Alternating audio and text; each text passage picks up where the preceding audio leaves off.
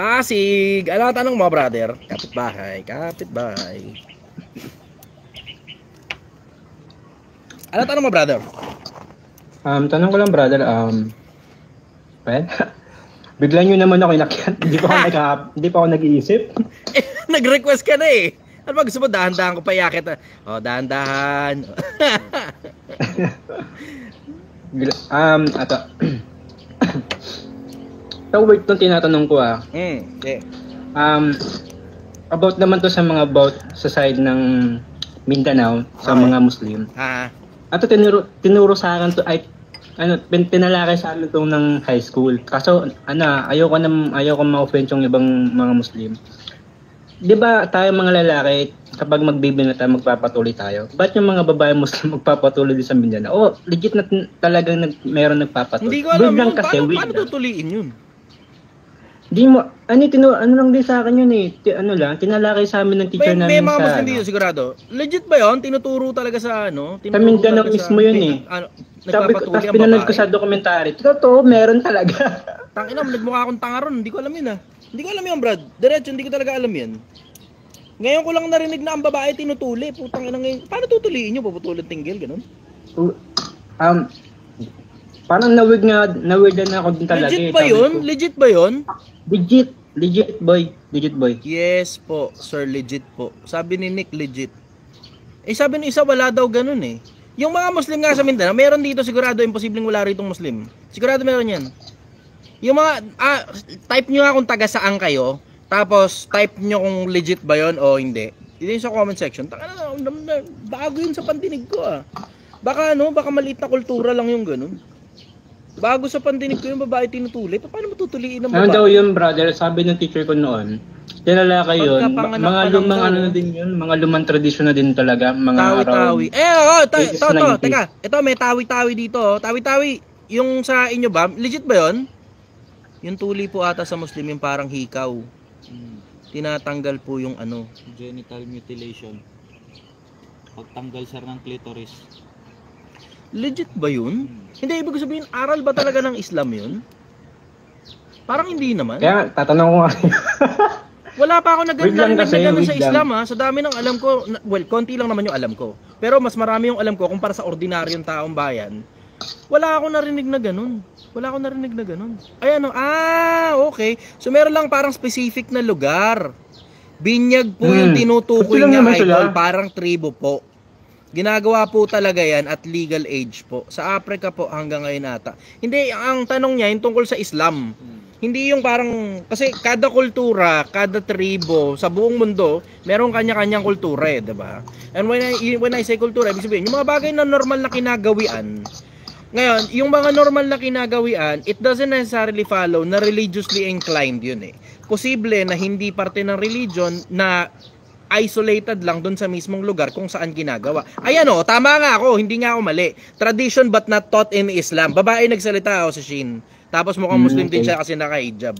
Tama nga ako, hindi nga ako mali. So ibig sabihin, kumbaga parang usual na ginagawa lang doon sa lugar na specific na lugar lang na yun as a part of tradition. Pero hindi talaga siya parte ng Islam na itinuturo talaga na yun talaga yung aral ng Islam. Hindi katulad sa pagtutuli, meron yan sa Judaismo Kaya pag tinignan mo yung lumang tipan, nagtutuli talaga sila kasi utos talaga yon sa lumang tipan. Sa Judaismo, utos yun. Pero hindi siya, yung pagtutuli sa babae, hindi parte ng aral ng Islam. Tama nga. Tangina, ngayon ko lang nalaman na Sorry brother, ayoko lang maging weird yung tanong kaso hindi, okay nga yun. Tangina, gusto ko nga yung mga ka-weirdohan Mas weirdo yung tanong, mas okay sa akin Yung mga bagay na kakaiba, bago yan sa akin Bago yan sa akin kasi alam mo, nababalitaan ko yung konsepto ng pagtutuli ng babae na pinuputol yung clitoris sa ibang parte ng mundo. Pero hindi ko alam na may ganyan pala sa Mindanao. Hindi ko alam na may ganun sa Mindanao. Kasi alam mo yung sa ibang parte ng mundo, may mga kakaibang kultura Yung parang may naglalagay pa ng ring dito sa leeg, nagawa sa tanso, tapos pinapahaba yung leeg nila. Iba naglalagay ng parang sobrang lalaking hikaw na gano'n. Yung iba parang plato nilalagay dito sa gano'n, tapos bubutasin, tapos lalagay na gano'n, tapos nakalaylay yung gano'n nila. Yung iba namang tribo, yung nakalimutan ko paano ang tribo na yun Mas mataba ka bilang lalaki, mas gustuhin ka ng mga babae. Merong mga weirdong may mga weirdong well, as I say weirdo kasi kumbaga unusual 'yon para sa mga taga Metro Manila na makarinig ng ganung bagay. Pero totoo hindi ko alam na meron sa Mindanao ng ganun. Traditional pala 'yon. Merong mga nagsasalita rito, tradition pala. So hindi siya parte ng Islam. Kaya sabi ko nga hindi ko nabasa yan kahit kailan, hindi ko rin nabalitaan sa Islam yan kahit kailan. Wala talaga akong ganyang balita talaga sa Islam kahit kailan. Kahit kailan wala akong ganung balitaan. O ngayon, at least malinaw na. Galing mismo sa mga taga Mindanao na talagang legit na meron talagang ganun. Pero hindi siya aral ng Islam, tradition siya. Hindi ko rin alam kung ano reasoning behind kung bakit maglalagay ng ganung klase ng tradition. Hindi ko alam kung ano reasoning behind kung bakit maglalagay ng ganung klase ng tradition. Kasi yung clitoris kasi in general, walang ibang purpose yan kundi for pleasure. Yun lang talaga. Siguro baka, siyempre manghuhula lang tayo dahil di ko alam na may ganun pala sa Mindanao. Manghuhula lang ako para hindi masyadong pleasure driven yung pag-aasawa. Possible yun. Yun yung isa sa mga bagay na naiisip ko. Kasi yung konsepto talaga ng pag-aasawa talagang, hindi, okay lang yun. Wala naman nakakilala sa'yo, so walang problema ron. Akin nga, gusto ko nga yung mga ganong weirdong mga bagay. Alam mo, sobrang laki ng fascination ko sa mga bagay na weirdo. Kasi alam nyo naman na bored na talaga ako sa buhay ko. Diba? Yung konsepto na, alam mo yung mga basic principles ng buhay, kuha ko na, gets ko na yung basic principles ng buhay. Pero yung mga bagay na unusual, yun, fascinated ako sa mga bagay na unusual Yun nga yung isa sa mga dahilan kung bakit nagpapa-question na answer ako Kumbaga yung, baka sakaling makachamba ako ng mga unusualities. Mga kakaibang bagay na hindi ko naiintindihan. Na baka sakaling, alam mo yun, ako naman yung matuto. Pero at the same time, gusto ko rin ibahagi kasi mga bagay na natutunan ko in the past Pero ako rin personal, gusto ko rin matuto Yun nga, yung isa sa mga bagong bagay na narinig ko yan, na puta, meron palang ganun at least ngayon malinaw na nasagot na yung tanong mo na hindi siya parte ng Islam at tradition lang yan sa may bandang Mindanao. Kasi malalaman ko yan kung parte ng ng Islam yan kasi nagbabasa talaga ako ng Quran. Tapos isa pa, dito sa Metro Manila may mga tropa akong Muslim Ikikwento nila yun. Wala pa namang mga taga Metro Manila na nagkwento sa akin ng ganun so far Wala pa Imposible naman tago nila sa akin. Kwento nga nila tungkol sa mga asawa nila, kinikwento nila sa akin Diba? Pero yung alam mo yung mga ganung bagay, it sounds like isolated na lugar lang yung tradition na ganun. Ayun. Follow-up question, brother. Ganda na. You brought something to my table, something new to my table. Bago yun, natutuwa ko ron. Una lahat yung mga yung mga nakikinig. Pasensya, kaso lang naman yun, mas lalo ayoko ma-open yung mga babae at Muslim. Nirespeto ko lahat ng mga Muslim. Dumating lang sa point na wala akong maisip. Wala naman talagang disrespect dun Walang disrespect yun. It's asking to know kung parte ba ng Islam yun o hindi. At yung audience na rin mismo ang sumagot. Di ba? Walang disrespect dun, brother. Ang disrespect, pinagtatawanan mo. Hindi naman natin pinagtatawanan. Nagtatanong ka, gusto mong malaman. Hindi ko rin pala alam. Gusto ko rin malaman. Kaya ngayon, nagtanong tayo ngayon sa comment section sa mga taga Mindanao. Sila makakasagot niyan, hindi tayo. Okay. Binili ko traditional. Ko, brother. Yun, confirmed na tradition pala talaga sa ilang parte ng Mindanao yun. Sigurado ko hindi buong Mindanao ganun kasi yung mga taga Davao ko ng mga tropa, wala naman sila kinikwento sa akin na ganun Walang kwento sa akin na ganun So, siguro mga isolated na lugar. Dulu-duluhan ng Mindanao tinalakay sa akin baka ganun nga. Wait lang kasi. Follow-up question brother. Ganda nun Ito naman susunod kong brother. Sige. Ito lang naman, advice sa buong sambayang Pilipino. Anong tanging ma-advise mo sa darating na eleksyon? Maging matalino ka sa pagboto. Mag-research ka. Research ka ng plataforma ng politikong iboboto mo. Ayan ang suggestion ko talaga. I really strongly suggest that you research your politicians. Kilalanin mo mga politiko mo, alamin mo kung anong plataforma. Alamin mo rin kung minsang panahong na-demanda ba sila ng anong klaseng demanda na nakulong sila dahil sa possible graft and corruption at saka anything na may kinalaman sa politika at saka sa pera. Yan ngayon yung mga titignan mong klase ng mga tao. Parang yung isa, nahuli ng graft and corruption. Siyempre, mahirap na lang magsalita, diba? Kasi, alam mo naman sobrang powerful yung mga tao na yun. Okay lang naman sa akin na mapatay ako na ipinaglalaban yung tungkol sa kabilang buhay at ipinaglalaban yung tungkol sa espiritualismo. Pero para mapatay ka ng isang politiko, walang kakwenta-kwentang comment lang naman. Hindi na. Pasa ko sa ganun. Ayun. So, overall, masasabi ko diretso, Research ninyo kung sino-sino yung mga gusto ninyong kandidato. Huwag kayong pupunta rin hindi nyo alam kung sino iboboto ninyo. Alamin niyo muna kung sino yung mga iboboto ninyo. Yun ang suggestion ko. And it's just a suggestion. At the end of the day, kayo pa rin naman ang mamimili niyan eh. Ang problema lang kasi, karamihan ng mga Pilipino, kung sino yung nakinabang sila na politiko, yun lang iboboto nila. And when I say nakinabang, hindi ang ibig ko sabihin eh, infrastructure o kalsada o street lights o kung ano man na pampaganda ng lugar o pampaganda na serbisyo ng gobyerno, kundi binigyan kasi sila ng 500 piso. Follow-up question, brother. Ay, about naman dyan sa about vote buying naman. Meron kasi akong kakaibigan ay sa probinsya boboto. Yung dalawang mayor na magkalaban. Parehong vote buying. Ang sabi ng kaibigan ko, kukunin pa rin niya daw yung pera. Tapos hindi iboboto. Sa vote buying. Kaso wala daw siya iboboto. Okay lang ba 'yun? That also works.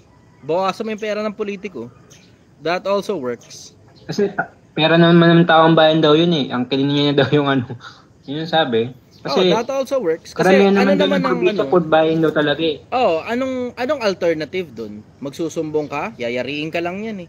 Hindi mo tatanggapin. Wala naman, kahit magsumbong naman, wala naman din mangyayari. Alternative talaga, wala talagang mangyayari. Eh, kahit maging honest ka, ganun pa rin daw eh. Ganun pa rin ang cycle ng pagboto eh.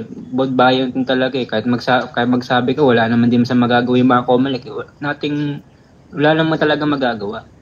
Wala namang mag-work talaga eh. Kasi parang talaga eh, parang ordinary na lang daw yung vote buying daw talaga eh.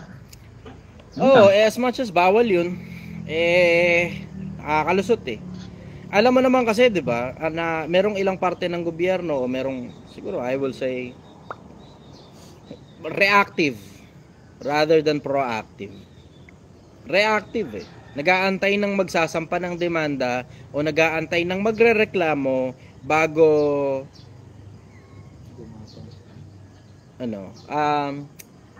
hindi research eh. Bago tignan kung may ginagawang katiwalian. Yun ang masasabi ko. Bago tignan kung may ginagawang katiwalian. Ayun. Yan ang sagot ko. Follow-up question, brother. Yung mga gusto magtanong, ito yung comment bar. Yung katabi lang ng comment bar, yun yung option para umakyat sa live. Ay, kung nabasa ko dito sa comment section. Brother, may tanong lang ako. Anong masasabi mo sa gera ng India at Pakistan ngayon? matagal na yan. Napakatagal na niyang gera ng India at Pakistan. I haven't done enough research kung anong isa sa mga dahilan ngayon, pero matagal na yan. Alam mo, halos lahat naman ng gera matagal na eh. Yung gera ng yung gera ng Abu Sayyaf, 'di ba? Ang tagal na niyan eh. Yung gera ng yung lalo na sa Middle East. Meron niya isang gera diyan, 80 years na halos yung gera eh. Yung yung sa isang matagal na gera din, yung sa Israel at saka sa Palestine, matagal na gera na rin yan. Yung sa yung sa Amerika at saka sa China, may katagalan na rin ng bahagya yan. Middle East in general, magugulong bansa yan eh. Pero itong India at saka Pakistan, I haven't done enough research kung ano pinagsimulan niyang, kung ano pinag-sparkan niyang bagong gera ngayon. Pero boundary, madalas na pagkakataon, pag dalawang bansa naggegera, tas magkatabi yung dalawang bansa, madalas boundary yung dahilan yan eh. Madalas boundary. Yung isa gustong mag-usog ng boundary nila. Sa mas madalas na pagkakataon, and I may be wrong. Ayoko naman magsalita sa bagay na hindi ko naiintindihan. Pero in general matters, ang pinaka-common na dahilan kung bakit naggegera yung dalawang magkatabing lugar, dahil sa pag-uusog ng boundary. Yun ang pinaka-common. Sobrang common nun. Yun ang pinaka-common na dahilan dahil sa pag-uusog ng boundary. Follow-up question, brother. British daw may dahilan. Parang kung hindi nga ako nagkakamali, parte ng Pakistan yata ang India, kung hindi ako nagkakamali. Meron akong nakitang isang dumadaan sa newsfeed ko tungkol dyan eh. Na sabi, parang parte daw dati ng Pakistan, yung isa ron sa dalawa na yun. Tapos nung ibinalik na, syempre, yung ibinalik, gusto na nila sariling independence nila. Yung kabila naman, hindi, tangina nyo, sa amin kayo. Parang yung parang yung kwento ng Hong Kong at saka China. Ang British dati, nakuha ang Hong Kong. Pagkakuha ng Hong Kong, ibabalik na sa China, pero nagkaroon ng parang one country, two policies, parang gano'n na nangyari. Nakalimutan ko eksakto kung ano yung tawag nila dun eh. Pero in short, dalawang bansa ito na parang alam mo yun, yung may turnover, may time of turnover na hindi basta sige iniwan na namin ng Hong Kong, inyo na uli yan China. Hindi ganoon eh. Nagkaroon pa ng kasunduan na yung yung Hong Kong magkakaroon muna ng transition period, parang approximately parang 50 years yata kung di ako nagkakamali, bago mabalik sa China. Syempre ang putang ina ng Hong Kong ayaw na bumalik sa China, independent na sila. Ikaw ba naman independent ka, gusto mo babalik ka pa sa mother country, di ba? Independent ka na eh. Sir, paano upuan, sir? Nagilid. Hindi ka na. Almost. Thank you, brother. Ayos. Iba talaga. Alam mo, minsan iba talaga nagagawa kapag Iba talaga nagagawa kapag merong ibang taong nakatingin sa iyo eh.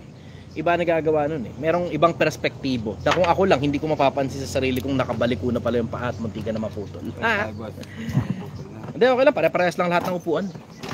Yan din yung napapansin ko sa mga ibang upuan. Anyways, follow-up question, brother. Bigyan niyo na sa iba. Papasok din ako eh. Okay. Salamat, brother. Sige, brother. Yung mga gustong umakyat sa live, butang na mukhang nagkakahiyaan ngayon eh. Kung wala nang gustong umakyat sa live, end ko na kagad yung live. Isang piraso lang yung umakyat eh. Yun lang talaga dito sa Project One eh, mahihain masyado ang audience eh. Pero yung dun sa kabila, puta, minsan umaabot ng 20 yung pila eh. Ito yung comment bar, yung katabi ng comment bar, yun yung option para umakyat sa live. Sige. Sige. Antay ko kayo. Bila ako na siguro kahit mga 1 minute ganun. Kung wala nang gusto umakyat sa live, di mag-e-end ako ng live. Ang aga ng ending natin ng live.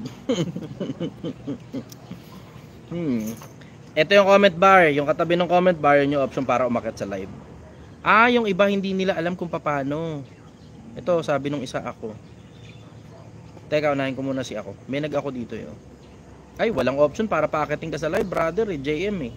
Walang option eh, hindi ko alam kung yun naman yata eh. Bigla nga yung dumami. Kailangan lang talaga ituro kung paano ang option para umakyat sa live. Okay, biglang dami ngayon gusto umakyat. Brother, good morning, taga saan ka? Good morning, brother. Taga Dipolog, brother. Dipolog City. Dipolog, okay. Ano tanong mo, brother? Mindanao. Yung tanong ko is about, kasi hindi pa ako masyadong maraming alam, but nag-start pa ako ng pag-study ng Bible. Okay. So, aminin ko na like, Katoliko ako, pero wala ako masyadong, medyo nag-make sense kasi yung sinabi mo kahapon na yung bakit maraming nauuto sa mga pastor, pare, kasi maraming hindi na nagbabasa. Totoo. So, bala akong mag-start or magsaliksik ng sarili kong kaalaman. Pero, meron kasi akong kaibigan, sabi niya sa akin, familiar ka ba sa Gnosticism or Gnostic teaching? Hindi masyado. So, medyo nag-make sense lang kasi yung sa Genesis na sabi nila na yung God daw sa Old Testament tsaka sa New Testament, which is yung inintroduce ni Jesus Christ, is magkaiba daw. Kasi, like, for example, doon sa Garden of Eden, like, if all-knowing yung God doon, or if siya yung God ni Jesus Christ, bakit siya nagalit nung kinain ni Adan at ni Eva yung fruits of knowledge? So basically, ang doon, ang ibig sabihin nila, yung serpent daw na nagpakain or nagsabi nila Adan at Eva na kainin yung prutas, yun daw yung real na like higher being na parang yun yung nagsasabi na kumain tayo dito kasi kinulong daw tayo dito ng God's Old Testament. Kinulong lang tayo sa mundo. So parang yung sinasabi na parang yung serpent at si Jesus Christ is parang same ng purpose na ibigay sa atin yung knowledge na dapat na ano ba yung gagawin natin para makaalis dito sa mundo, which is yun na, kulungan. So ano masasabi mo doon, sir? Ano masasabi mo? Like meron ba siyang point or lahat ng bagay merong punto, brother. Nagkakatalo na lang yan kung tama o mali. Lahat ng bagay merong punto. Nagkakatalo lang yan kung tama o mali. O tingnan mo, yung konsepto lang halimbawa ng sino ba ang nag-utos na wag kumain nung bunga ng pagkakilala ng mabuti at masama, 'di ba? O ngayon, ang sabi nila, yun daw ika yung nagkulong dito. Ngayon, kinulong daw ika ang mga tao. Ako naman, wala bang kapangyarihan yung Diyos na gumawa para pakawalan sila dun sa kulungan malibang makain nila yung prutas? Diba, gets mo? Siya yung gumawa rin sa mga tao eh. Wala ba siyang kapangyarihan na, kunyari, kinulong, diba? Wala ba siyang kapangyarihang pigilan yung pagkukulong dun sa mga tao? At kunyari, natuloy ang pagkakakulong. Wala ba siyang kapangyarihang pakawalan? Kailangan pakainin pa? Diba? Gets mo? Oh, ngayon, iyan mismo, alam mo, nagme-make sense yan. Alam mo, nagme-make sense yan. Isa pang punto dyan, yung konsepto na kausap ng isang being, si Adan. At marami ng mga bagay na instruction. Maraming bagay na instruction. Hindi lang naman yan ang instruction eh. Isa sa mga instruction pa, ang dami eh. Isa sa mga instruction, sige, patawag na yun yung mga hayop. Bibigyan mong pangalan yan. Bibigyan mga hayop na yan, bibigyan mong pangalan yan. Binigyan ng pangalan. Tapos kung ano yung pinangalan ni Adan, yun ngayon yung naging pangalan ng mga hayop na yun. Ngayon, hindi pa makikilala ni Adan na, teka, hindi ikaw yung kausap ko nung nakaraan? Ba't bago na yung kausap ko? Nagsasabi, wag ko daw kainin to. Diba? Gets mo yun? Gets mo yun? Hindi ba magtatanong dun? Diba? Tapos isa pa. Okay. Kunyari, granting for the sake of argument. Okay. Kunyari, granting for the sake of argument. Na, okay, sige, kinulong ang mga tao at ang magparaan para makalaya, kailangan nilang kumain nung prutas, di ba? Bakit hindi sinulat yun ni Moises nung mga panahon na ipinapasulat na ng Diyos yung Biblia? Dapat nilinaw yun dun. Kung kailangan pa pala ng interpretasyon ng mga tao para dun, ba't hindi na lang umpisa pa lang sinulat na kagad ng Diyos yun dun? Di ba? Na kinulong ang mga tao kasi malaking bagay yan eh. Isipin mo, humanity pinag-uusapan natin. 'Di ba? Malaking bagay yan. Yung 2 pirasong tao na yun na sinasabi, kiniklaim nila na kinulong, yun na mismo yung humanity. Tapos sa kwento ng humanity, may hindi isinama. Gets mo? Ano yun? Tinago ba yun? Ganun? Paano yun? Ang Diyos na nagpasulat, allegedly, ang Diyos na nagpasulat niyan. Paano ngayon nangyari yun? Paano ngayon nangyari na hindi isinama sa sulat na kinulong pala tayo at ang paraan pala para makalaya, kailangan makain yun? Hindi ba, gets mo? Isa pa. Parang... sige, go, tuloy. Parang both sides, merong butas, no? Like, hindi ko alam, like, pero alam mo, kung ano yung nakasulat, mukha namang airtight. Maliban na lang magkaroon ng mga valid na argument. Mukha namang airtight yung nakasulat. Kasi tinan mo, pag binasa mo yung pinakadulo, sino ba talaga aas na yun? Basahin mo doon sa pinakadulo, sa may banda Apokalipsis. Nagtutugma naman kasi sinasabi nila, parang yung Diyos ng lumang tipan, hindi yun yung Diyos ng bagong tipan. Pero tignan mo, yung ahas na sinasabi, nagtutugma naman doon sa dalawa eh. Doon sa umpisa, ang tawag ahas. Doon sa bandang dulo ng Apokalipsis, ang tawag matandang ahas. So tumanda na yung ahas pala, no? Ang sabi, ay inihagis ang matandang dragon. Inihagis ang malaking dragon. Ang matandang ahas, ang tinatawag na Diablo at Satanas. Tingnan mo, 'di ba? So ibig sabihin, yung unang dumaya at saka yung nasa dulo na ahas, parehas eh. Ang tawag Diablo at Satanas eh. 'Di ba? Yun, nagtutugma naman. Yung luma at saka bagong tipan. Ewan ko dyan sa mga tao na yan, saan nila nakuha yung ganong conclusion? Kasi alam mo, pag nakita mo sa internet, napakaraming ganyan eh. Basa ka lang sa Reddit, maintindihan mo, meron pang meron pang, tawag dyan? Si Lilith daw, Lilith. Yun daw ikang Lilith, nauna pa daw ika kay Eva. Sabi gano'n, nauna kay Eva. Sabi ko, taga na, nauna pala kay Eva, no? Matapos, ano nangyari? Ay, anong oras ka gumising? Nabasa ko tuloy, anong oras ka gumising? Hindi ka nasabing, anong oras ka gumising? Pero kasama yun, anong oras ka talaga gumising? Anong oras ka nagising doon sa katotohanan na basahin mo yung Biblia, basahin mo yung Quran, wala namang account tungkol doon sa Lilith eh. Saan kayong galing yung Lilith na yan? Diba? Hindi magkaintindihan kung saan ba galing yung Lilith na yan eh. Siguro sa mga malilikot na utak lang nila. Kasi alam mo yung, isipin mo yung, di ba, nakasulat nga sa Biblia, pati kasalanan ni Cain, na pinatay niya si Abel. Ano ba naman yung, di ba, hindi ba ipapasulat ng Diyos na, oh, may nauna, Lilith ang pangalan. Di ba? Hindi na, mga tao talaga. Kahit sino kaya mag-imbento ng kahit ano Maniwala ka sa akin, kahit sino kaya mag-imbento ng kahit na sumulat ka ng isang libro, tapos yung tungkol dyan sa kung ano man yung naisip mo, ilagay mo ron, tapos kunyari matandang libro na yan at matandang karunungan na yan. Kahit sino kayang gumawa ng ganun Kahit sino kayang gumawa ng ganun, brother. Kahit sino kayang gumawa ng ganun. Pero at the end of the day, ako, ang hanapin mo sa mga libro na yan, yung ikakabuti mo. Diretso yung ikakabuti mo. Hindi yung mga conspiracy theory that surrounds around it. Kasi masyadong maraming conspiracy theory dyan. Kahit naman mga Hudyo Kung alam mo lang kung paano mag-conspiracy theory ang mga Hudyo, matitindi. Yun daw ikang nabasa ko yun Sabi nung sa isang conspiracy Hudyo.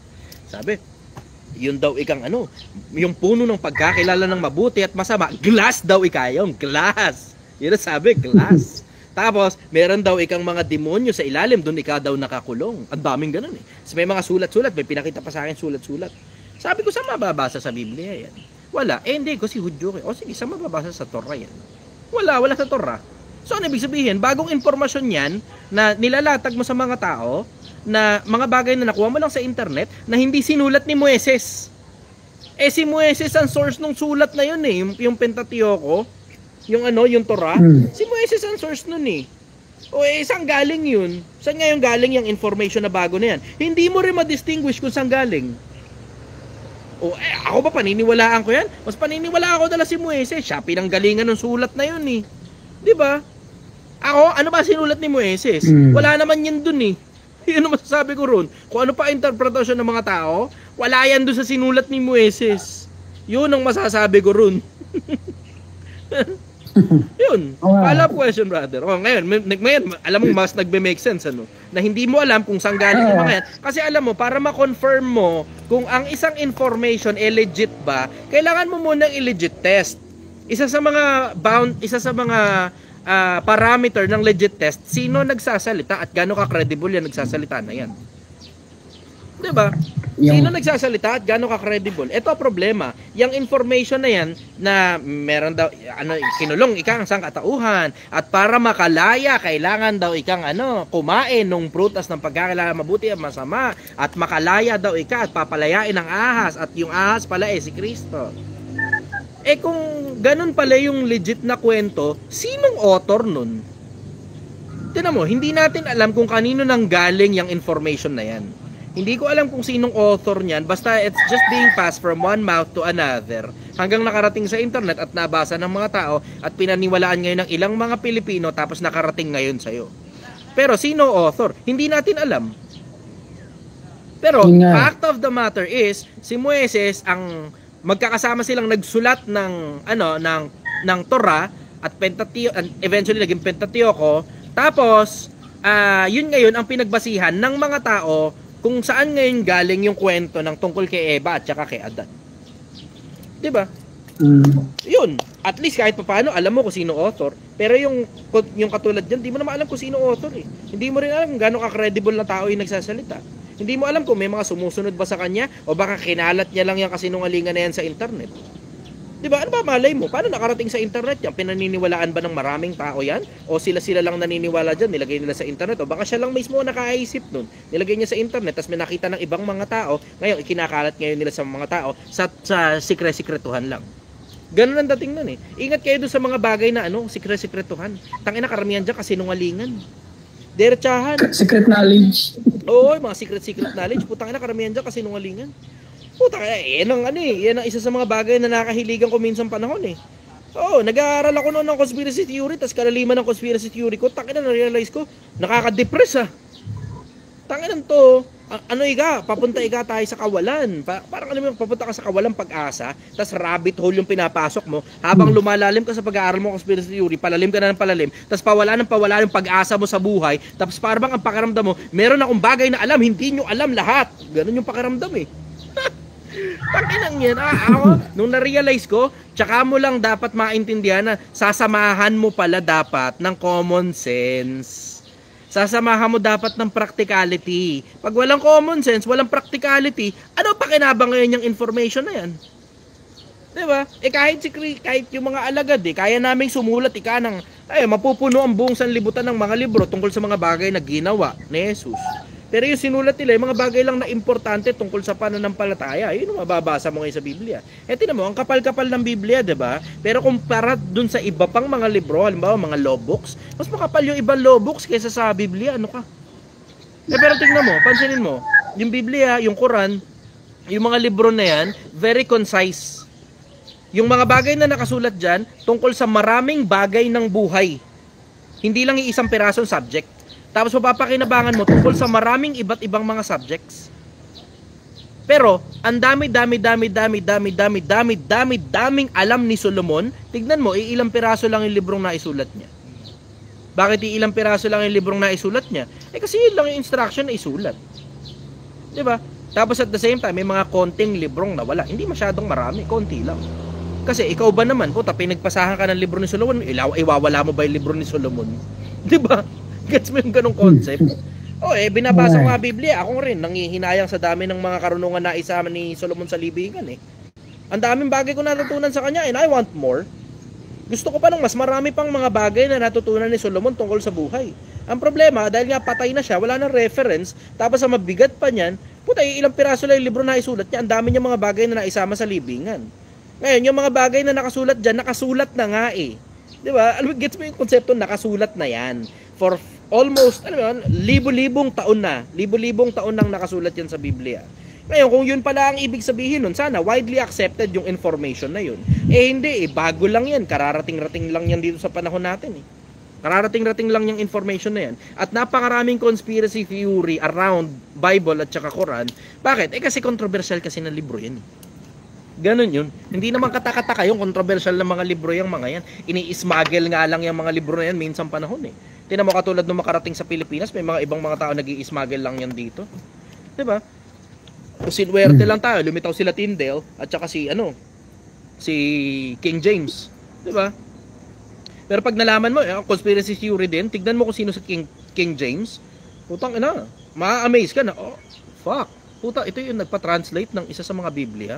Tangina, ginawa mo yan? Hindi yung Biblia, yung mga ginawa niya.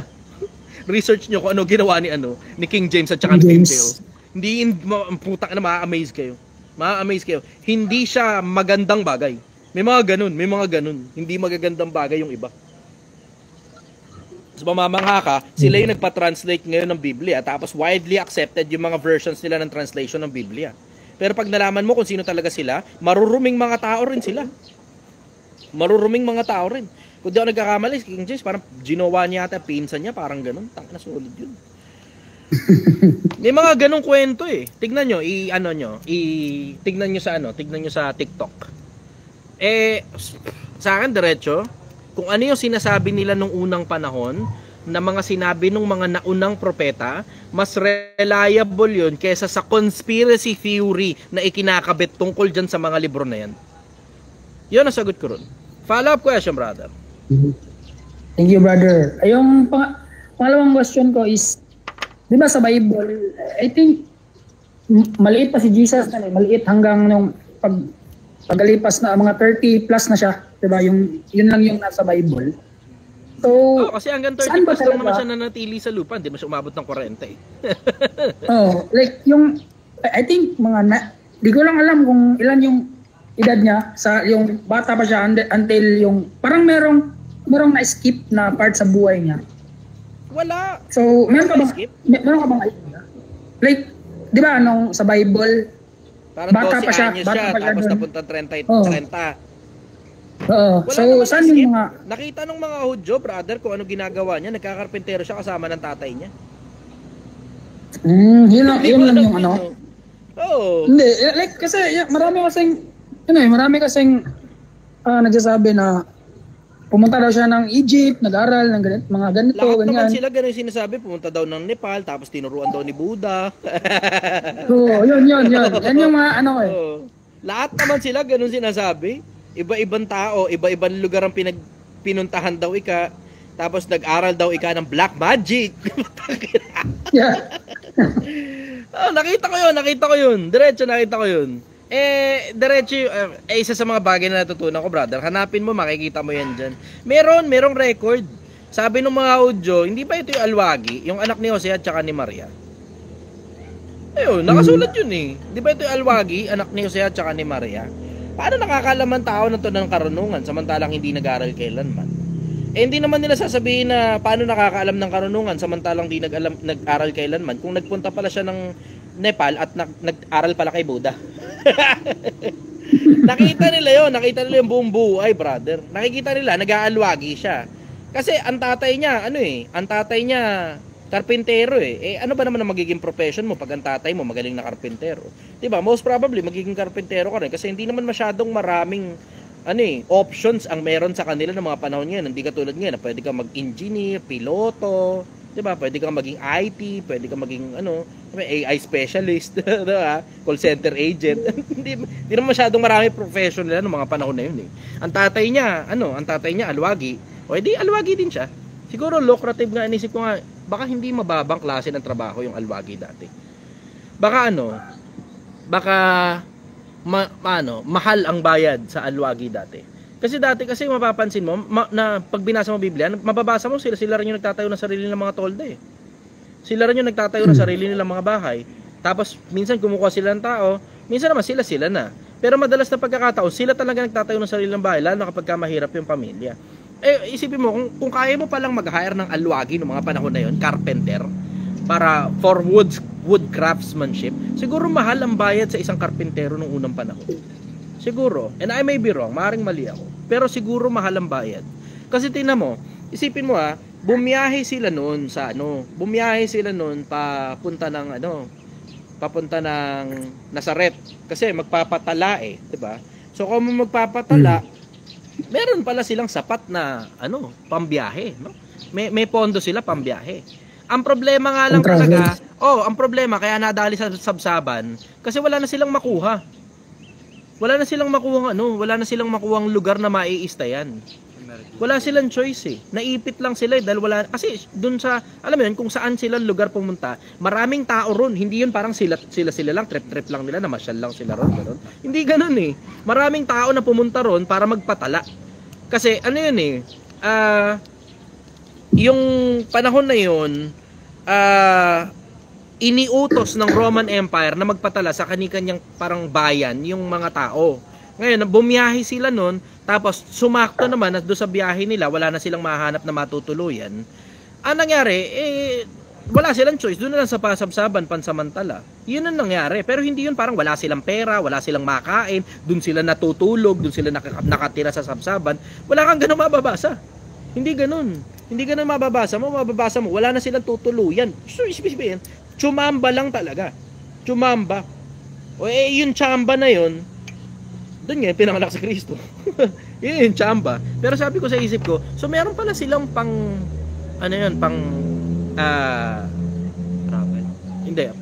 check-in ba? Pang check-in. Hindi ko alam kung paano ko sasabihin sa Tagalog yun eh. May pera silang pang check-in. May pera din silang pang travel. Tapos may kasama silang asno. So may pera sila. So possibility, we're only talking about possibilities. Possible na somewhere around middle class sila. Pero hindi sila mahirap. Medyo middle class sila, maaaring mali ako. Pero hindi sila mahirap. Kasi isipin mo, ang tatay niya craftsman eh. Ang tatay niya, alwagi, karpintero. So ibig sabihin, merong skill yung tao. Nung mga panahon na yun, kapag may skill ka, kahit papaano, decente bayad sa'yo eh. Di ba? Yun na hindi kinoconsider ng mga tao. Akala ng mga tao parang isang kahig, isang tuka sila Kristo noon. Hindi sila isang kahig, isang tuka noon. Hindi ganoon, may baon sila, nakakapagbaon sila, may dala silang asno, tapos natsambahan lang talaga, wala silang mapagstayan nung gabi. Nakalimutan ko tuloy kung bakit ko ba nakalimutan ko naka-live pala ako. Akala ko kwentuhan lang to. Anyways, follow-up question, brother. Nice. So, yun brother, ang pangatlong question ko naman is all about nakalimutan ko. Hindi, ito, meron ditong ang sabi, inutusang magpatala kasi may bad intent na i-annihilate mga sanggol. Maaaring dalawang magkaibang kwento. Yung pagpapatala, Roman Empire ang nag-utos nun. Imperyo Romano. Yung pagpapapatay sa mga sanggol, si Herodes na hari dun sa Israel, yun yung nagpapapatay nun. Magkaibang liderato. Dalawang magkaibang liderato yan. Kasi colonized kasi ng Roman Empire ang Israel noong mga panahon na yun. Dalawang magkaibang pagkakataon yun. Yun. Kaya tignan mo, pansinin mo, nung inutos yun, inilabas na si Jesus. Nung mga panahong iniutos yun, inilabas na si Jesus. So, ibig sabihin, nasa tiyan pa lang siya nung iutos ngayon ng Roman Empire na mag-travel sila sa kanilang mga lugar para magpatala. Nasa tiyan pa lang siya. Wala pa yung hindi pa siya nailalabas. So, magkaibang panahon yun, possibly months ang pagitan nun. Posibleng buwan ang pagitan nun. Follow-up question, brother. Ano naman masasabi mo sa yung sinabi ni Jesus? Hindi ko lang alam kung talagang nasa Bible kasi ako nagbabasa ng Bible. Magsisimula pa lang ako. Yeah. Nakakita ko lang sa TikTok yung sinabi niya na seek first the kingdom of God within you. So meaning, like, ang iba kasi, yung sa Gnostic, sinasabi nila na tayo mismo ay Diyos. Yun. Tama ba yun? Or kasi nasa atin daw yung kingdom of God, kumbaga. So dapat hindi mismo tayo yung magsisik ng knowledge. Hindi lang tayo makikinig sa mga pare or kasi nasa atin yung kingdom of God mismo . So dapat isik daw natin yun, sabi ni Jesus. So anong yung masasabi mo doon? Diretso, masyadong pangahas yun sabihing Diyos . Masyadong pangahas yun sabihing kasama ka sa mga Diyos. Sobra yun. Alam mo, kung ganun man ang logic, ang nagmamataas ibinababa, ang nagpapakataas ang nagmamataas ay ibinababa, ang nagpapakababa ay tinataas. Dahan-dahan sa pagkiklaim. Kasi baka mamaya sa pagmamataas mo ibaba ka ng Diyos. Makatsaamba ka ng isang magaling na debatista, baka madurog ka. 'Di ba? Ingat lang dun sa ganong claim, lalo na sa mga kung sino man yung nagtuturo sa'yo, dahan-dahan lang kamo sila sa pagkiklaim ng ganon. Kasi, isipin mo, tinan mo, humanap ka nga sa Biblia nang mababasa mo si Kristo kinlaim niya siya Diyos. Diba? Hanap ka sa Biblia na si Kristo, ako, Diyos. Ang mababasa mo, ako at ang Amay isa. Pero wala siyang sinabing Diyos siya. Diba? Mababasa mo rin sa Biblia, si Kristo kusang nagpakababa. Bagaman siya'y Diyos, o nasaan yung pagka-Diyos, ay hinubad niya ang anyong pagka-Diyos para lumagay sa lagay ng mga alipin. Yun ang mababasa mo sa Biblia. Isipin mo yung konsepto na kung si Kristo nga nagpapakababa, tapos hindi siya ganong katindi mag-claim na Diyos siya, kahit, alam mo yun, nakasulat sa Biblia, uno-uno, nang pasimula siya ay berbo, at ang berbo ay sumasa Diyos, at ang berbo ay Diyos. Tingnan mo, hindi siya presentado alsado na ako, Diyos. Hindi ganun . Etong mga tao na to, nakakapagtaka, andali sa kanila lumagay sa pantay ng Diyos. Andali sa kanila sabihin na tayo mga Diyos. Sino yung tayo na tinutukoy nila? Diba? Yun ang hindi ko maintindihan . Ako namamangha ako ron . Kasi tingnan mo, isipin mo, kahit paano naman may konting alam naman ako sa Biblia. Alam ko yung mga bagay kung paano nagtatalaga ang Diyos ng mga Diyos din. Kapag gusto niya, itatalaga kanyang isa sa mga Diyos, pero hindi ka para sambahin. 'Di ba? Parang katulad ni Moises. Ang sabi ni Moises, sabi ng Diyos kay Moises, narito, tignan mo aking kang ginawang Diyos kay Abraham. 'Di ba? Nakasulat 'yun. Nakasulat sa Biblia. Hindi niyo maiaalis sa Biblia. Nakasulat 'yan sa Biblia. Ngayon, kung si Moises, isipin mo kung si Moises ginawan Diyos kay Faraon. Aking ginawa kang Diyos kay Faraon pala, sorry. Kay Faraon. Kung nababasa ngayon sa Biblia na ang Diyos pala kayang gumawa ng isa pang Diyos, tignan mo, hanap ka sa Biblia ng si Moises nagpresentado alsado na ako ang Diyos ninyo. Wala namang ganoon . 'Di ba? Sobrang pagmamataas naman na 'yun para sabihin pa ng mga pastor na sila mga Diyos din daw. Sobrang pagmamataas na 'yun. Ako, ito napansin ko sa karamihan ng mga propeta. Sa tagal ko na nagbabasa ng Biblia, ang napansin ko sa karamihan ng mga propeta, mababang loob sila. Si Propeta Jonas, tignan mo. pinapupunta siya ng Diyos sa isang lugar, pumunta siya sa kabilang lugar kasi pakiramdam niya, hindi siya karapat-dapat na mautusan ng Diyos. Diba? Pakiramdam niya, parang alam mo yun, masyado ako mababa para utusan. Diba? Tingnan mo, karamihan ng mga propeta mababan loob. Itong mga tao na to, antalas masyado ng dila para magsalita ng mga bagay na unscrupulous Antalas masyado ng dila, parang may pagkakibuloy yung mga yan Tingnan mo, si Kibuloy din, ganyan din ang claim Anointed son of God daw. Appointed son of God daw, sabi. Sa akin, pare-parehas pala sila ng diwa no. So yung isa si Kibuloy, appointed son of God. Itong mga to nagpapanggap naman ng mga Diyos din daw sila. Pare-parehas sila ng diwa no. Ganun talaga pagka mga bulaang propeta no. Pare-parehas ang diwa. Ako namamangha ako sa ganung klase ng mga tao. Kasi tinan mo, ako with all the knowledge that I have, tinan mo, hindi ako para magpapastor, si Chester.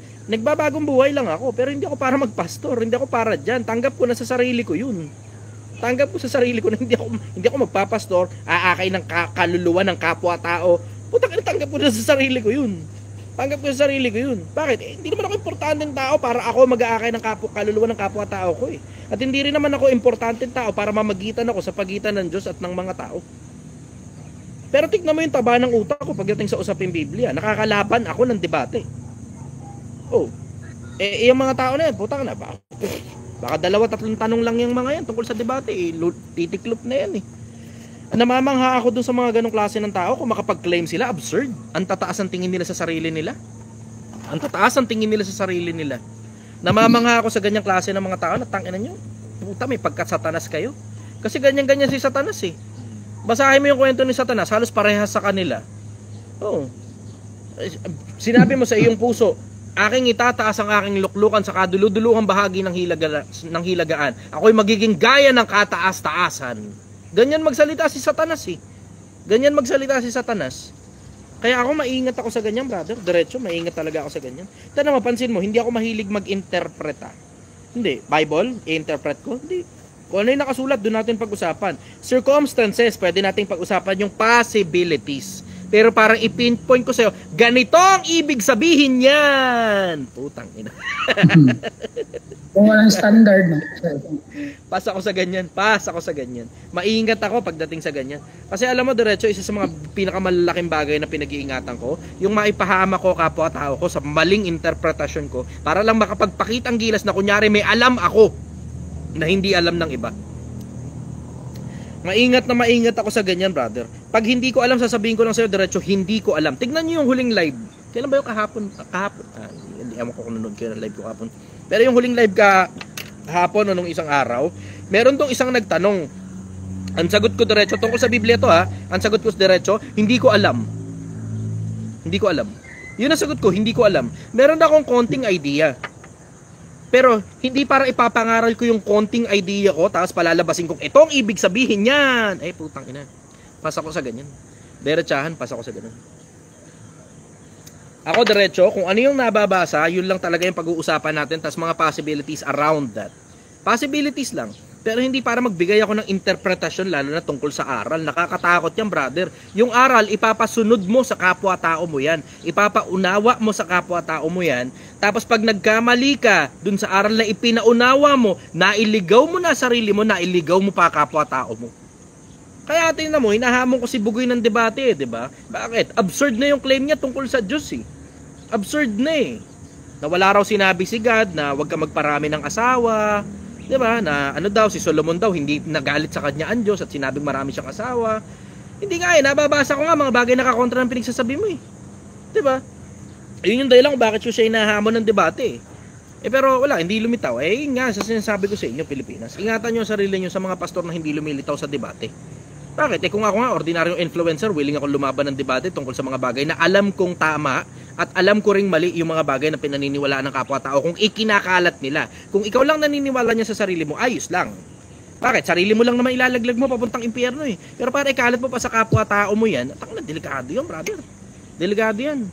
Ingat ka ron sa ganong klase ng mga tao, ganong klase ng mga pastor. Dahan-dahan ka sa mga ganyan. Nakakatakot yung mga tao na yan. Kahit sino kayang mag-imbento ng kahit na ano tungkol sa Biblia. Ito problema mo. Ang sino mang magdagdag ng kahit isang tudlok o kudlit tungkol sa mga bagay na nasusulat, dadagdagan din siya ng Diyos ng mga salot. Yun ang nakasulat eh. Kaya maingat talaga ako pagdating sa pag-uusap tungkol sa pananampalataya. Ayoko magpahamak ng kapwa-tao ko, ang gusto ko lang makatulong sa kapwa-tao ko. Hindi ko gustong ipahamak ang sarili ko at hindi ko rin gustong ipahamak ang kapwa-tao ko.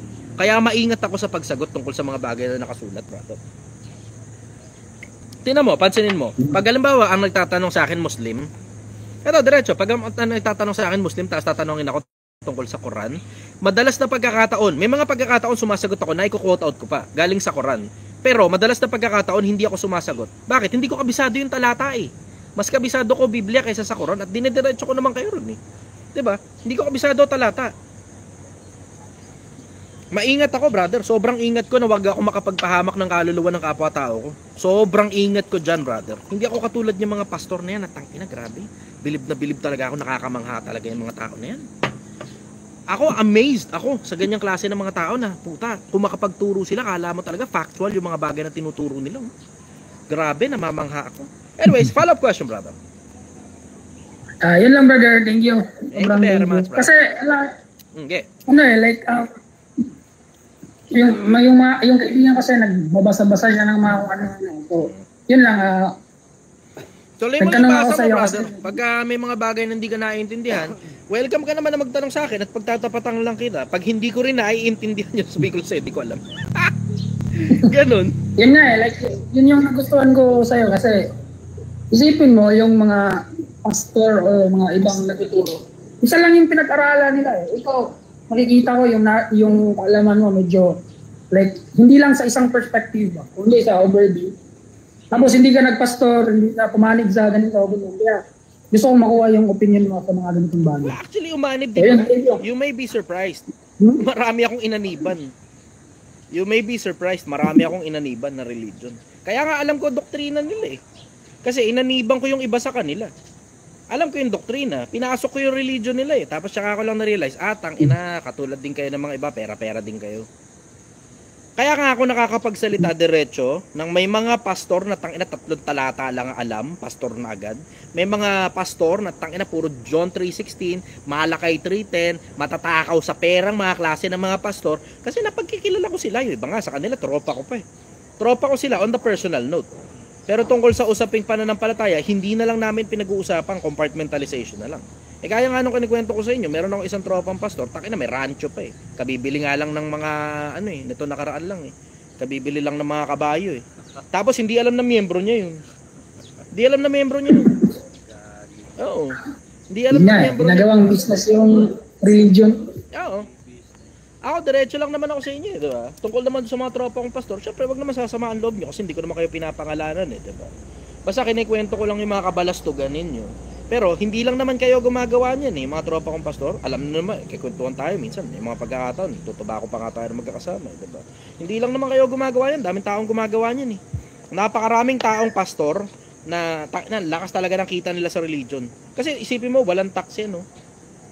Walang tax. Tapos isama mo pa yung konsepto na tangina, kung magkano yung kinita ng miyembro mo, 10% dun sa'yo. Wow! Tangina, talagang malaki-laki talaga kita dyan.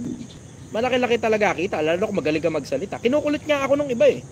Chester, marami ka namang alam, baka mapapakinabangan ka sa gawain. Tangina. Pero, bahala kayo sa buhay nyo. Yung gawain nyo, papuntang impyerno, mga hayop kayo. Ipas nyo ako dyan. Ako nga mismo, pupunta na akong impyerno sa sarili ko lang kagaguhan. Nagdamay pa ako ng mga kapwa-tao ko. Di na. Sa sarili ko na nga lang. Puta, siraulo ko sa sarili ko. Nagdadamay pa ng kapwa-tao, tapos kaluluwa pinag-uusapan. Ako putang inang papasa ko dyan. Papasa ko sa ganyan. Okay na akong siraulo na lang ako dito sa buhay na to. May pag-asa pang baka sakali. Magkaroon ako ng pag-asa sa kabilang buhay. Baka sakaling magkapag-asa ako sa kabilang buhay. Dito sa buhay na to, wala talaga eh. Alat lang talaga eh. Diba? Tsumamba lang talagang walang magulang na naggagabay. Diba? May ginabayan ako, 18 anyos. Tapos syempre, mga natutunan mo ron, diba? Mga kakaibang bagay na out of the usual. Tapos nabuhay ka rin ng out of the usual. Then puta, binenta ka ng nanay mo, diba? Yung mga unusualities na nangyari sa akin, yun ngayon yung naging dahilan kung bakit. Yung testing ako ng mga bagay-bagay. Tapos wala naman. Alam mo, yun ang disadvantage pag walang walang gumagabay sa'yo.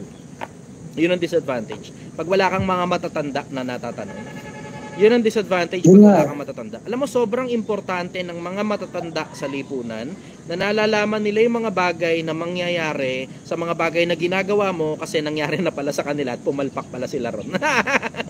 Ganon. Alam mo, isa sa mga pinakamalalaking bagay na natutunan ko sa buhay, you talk to old people.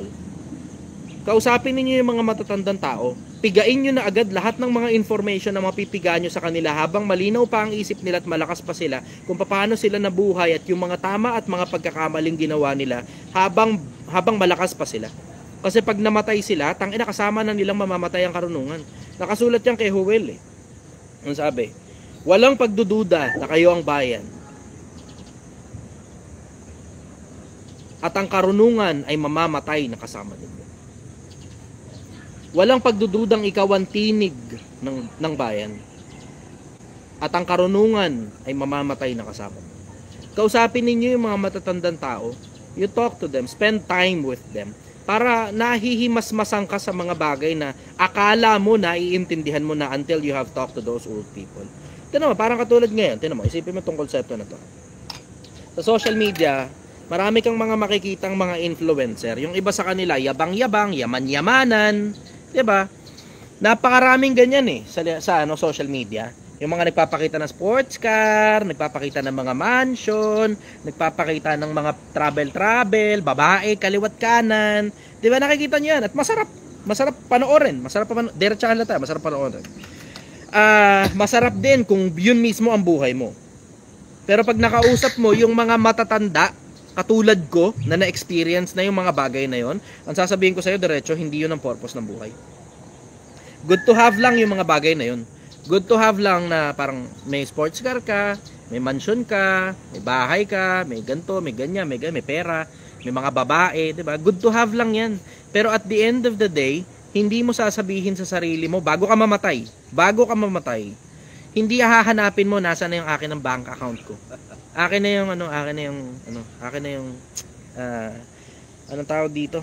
Yung ATM ko akin na. Yung alahas akin na. Yung mga titulo akin na. Hindi eh. Ang hahanapin mo sa dulo ng buhay mo, yung mga anak ko sana pumunta sila dito. Pag mamamatay ka na, yung mga anak ko sana pumunta sila rito. Yung asawa ko sana nasa tabi ko siya ngayon. Yung mga taong nagmamalasakit sa akin na pinagmalasakitan ko rin, na mga taong tinuturing ko na pamilya, sana nandito kayo sa tabi ko ngayon kasi mamamatay na ako. Yun eh. Sa mga mayayamang tao, alam mo lahat sila pare-parehas pagka mamamatay na sila. Ang hinahanap nila, yung kapatawaran sa mga kasalanan, kasama na pati yung pamilya nila. Yun ang hinaharap nila. Kapatawaran sa mga kasalanan at saka yung pamilya nila nasa tabisanan nila bago sila mamatay. Hindi pera ang pinaka-importanteng bagay ng buhay. Hindi pera ang pinaka-importanteng bagay ng buhay. Isa sa mga pinakamalalaking natutunan ko as an old person, kasi matandaan na rin naman ako eh. When I say matanda, hindi naman kasi tandaan ng mga nasa dying bed na. Pero old enough to realize things because of those old people that I have talked with. Alam mo, having conversation with an old individual, you will learn so many things in life. Maraming bagay kang matututunan, kausap ang mga matatandang tao. Tapos isa sa mga bagay na pinaka malaking natutunan ko galing sa mga matatandang tao, yung halos lahat sila. Bakit pa ako nga ang tissue? Halos lahat ng mga matatandang tao, napansin ko, they have one thing in common. Ito sobrang common sa mga matatandang tao. Yung halos lahat ng mga matatandang tao, meron silang one way or the other, meron silang regret. Meron silang pinagsisisihan sa buhay nila. Tapos dun sa mga bagay na pinagsisisihan nila, hindi naman masyadong malalaking bagay. Diretso, mga maliliit, it's the small things that matters. Yung sana hinabol niya yung asawa niya nung umaalis na. Sana niligawan niya yung crush niya nung panahon na may pagkakataon pa siya. Sana inayos niya pa yung pagiging tatay niya sa mga anak niya. Pero sa mga matatanda, wala sa kanilang, alam mo yun, mamamatay na. Sana gumawa pa ako ng mas marami pang pera. Sa mga mayayamang tao, sana mas marami pang pera yung nagawa ko. Tangina, walang mayaman tao nagsasabi ng ganun, bro. Sa lahat ng narinig ko, sa lahat ng mayamang taong matatanda na nakausap ko, walang kahit isa sa kanila na nagsabing, sana gumawa pa ako ng mas marami pang pera. Sana mas marami pa yung bahay ko. Sana mas marami pa yung mga sports car ko. Wala akong narinig na ganyan galing sa mga matatandang mayaman. Wala. All of them, yung mga maliliit, it's the small things that matters. Kaya nga tama yung sabi ni Cristo sa Biblia. Ang buhay ng tao hindi sa pagkain, sa pag-inom. Ang buhay ng tao hindi sa kasaganaan ng mga bagay na tinatangkilik niya. Hindi yung purpose ng buhay, yung dami ng meron ka sa buhay. Hindi yan ang purpose ng buhay. 12:13 ng Ecclesiastes. Ito ang wakas ng lahat ng mga bagay. Ang lahat ay narinig. Ikaw ay matakot sa Diyos at sundin mo ang kanyang mga utos sapagkat ito ang buong katungkulan ng tao. Follow-up question, brother. Yung sobrang lalim, brother. Yan lang, brother. Thank you. Thank you so much talaga. Sobrang thank you. God bless. Thank you very much. Bye-bye.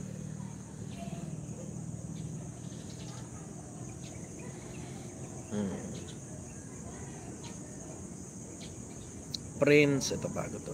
Prince. Prince, good morning. Taga saan ka, brother? Po. Taytay Rizal. Tay, kapitbahay. Ano tanong mo, brother?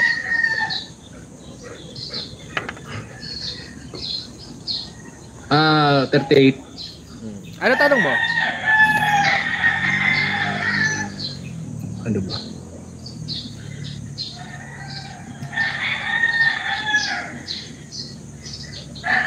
Bakit maraming religion?